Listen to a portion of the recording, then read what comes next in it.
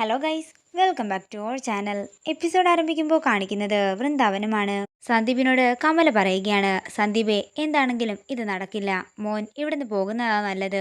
അനൂപ് വന്നാൽ പിന്നെ ഇവിടെ എന്തൊക്കെ നടക്കുമെന്ന് ഞങ്ങൾക്കറിയില്ല. ഇത് കേൾക്കുന്ന സന്ദീപ് പറയുകയാണ്, തൽക്കാലം ഞാൻ ഇവിടെ നിന്ന് പോകുന്നു.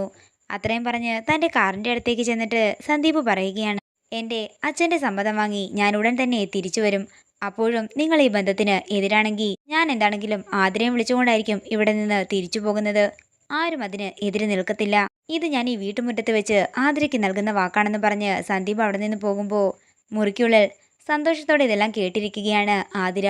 പിന്നീട് കാണിക്കുന്നത് നെല്ലിശ്ശേരിയാണ്. പച്ചക്കറി അരിയാൻ പോലും അറിയാത്ത അനഘയെ പരിഹസിക്കുകയാണ് മീര.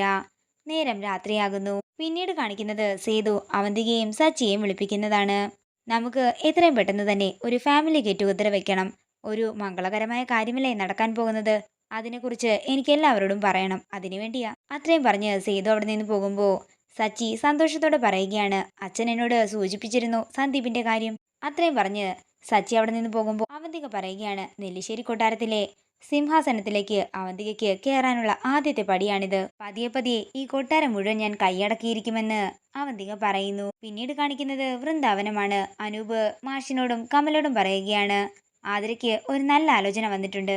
ഈ ഞായറാഴ്ച ഞാൻ അവരോട് വരാൻ പറഞ്ഞിട്ടുണ്ട്. എന്താണെങ്കിലും അവർ വന്നൊന്ന് കാണട്ടെ എന്ന് അനൂപ് പറയുമ്പോൾ കമല പറയുകയാണ്, അത് വേണ്ട അനൂപേ, ഇത്ര പെട്ടെന്നൊന്നും അവൾക്കൊരാലോചന നീ നോക്കണ്ട. അതെന്താ ഇത്ര പെട്ടെന്ന് നോക്കിയാലെന്ന് അനൂപ് ചോദിക്കുമ്പോൾ മാഷു പറയുകയാണ്, എന്റെ കുഞ്ഞിനോട് നീ എന്തിനാടാ ഇങ്ങനെ ചതി ചെയ്യുന്നത്?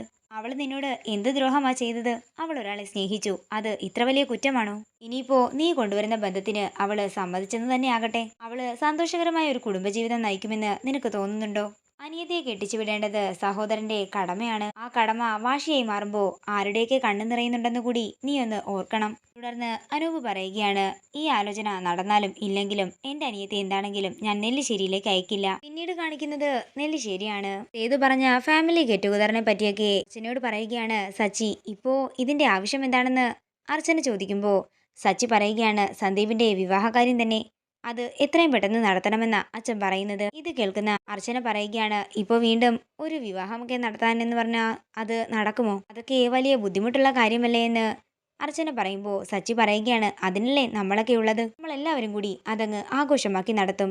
ഇത് കേൾക്കുന്ന അർച്ചന പറയുകയാണ്, സന്ദീപിന്റെ കല്യാണം കഴിഞ്ഞ് പെൺകുട്ടി വലതുകാൽ വെച്ച് കയറുമ്പോൾ ഞാൻ ഇവിടുന്ന് ഇറങ്ങിപ്പോകുമല്ലേ?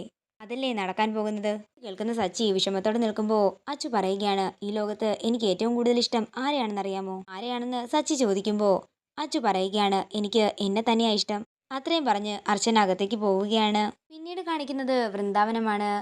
അനൂപിനെ പറഞ്ഞ് മനസ്സിലാക്കാൻ ശ്രമിക്കുകയാണ് കമല. ഇനിയും ഒരുപക്ഷെ ഒരു വിവാഹാലോചനയുമായി അവളുടെ മുന്നിലേക്ക് പോയാ അവള് ആത്മഹത്യ ചെയ്യില്ലെന്ന് ആര് കണ്ടു? ഒരു വട്ടം അവൾ ചെയ്തതാ, നിനക്ക് ഓർമ്മയില്ലേ? നമ്മൾ തടഞ്ഞതുകൊണ്ടാ അവളിപ്പോഴും ജീവനോടെ ഇരിക്കുന്നത്. ഇനിയൊരു പക്ഷേ നമ്മളെ കൊണ്ട് തടയാനായില്ലെങ്കിലോ? കേൾക്കുന്ന അനൂപ് ഒരു ഞെട്ടലോടെ കമലയെ നോക്കുകയാണ്.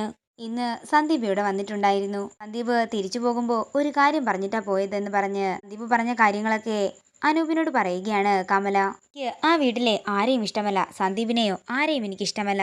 അതാ ഞങ്ങൾക്ക് മനസ്സിലാകാത്തത്. നിനക്ക് ആ വീട്ടുകാരോട് എന്താണ് ഇത്ര വൈരാഗ്യമെന്ന്. ആണെങ്കിലും ആതിരയുടെയും സന്ദീപിന്റെയും കാര്യത്തിൽ ഒരു തീരുമാനമുണ്ടാകുന്നതുവരെ നീ ഇപ്പോ തൽക്കാലം ഒന്നും ചെയ്യണ്ട. അത് മാത്രമേ എനിക്ക് നിന്നോട് പറയാനുള്ളൂ. ഇത് കാണിക്കുന്നത് നെല്ലിശ്ശേരിയാണ്.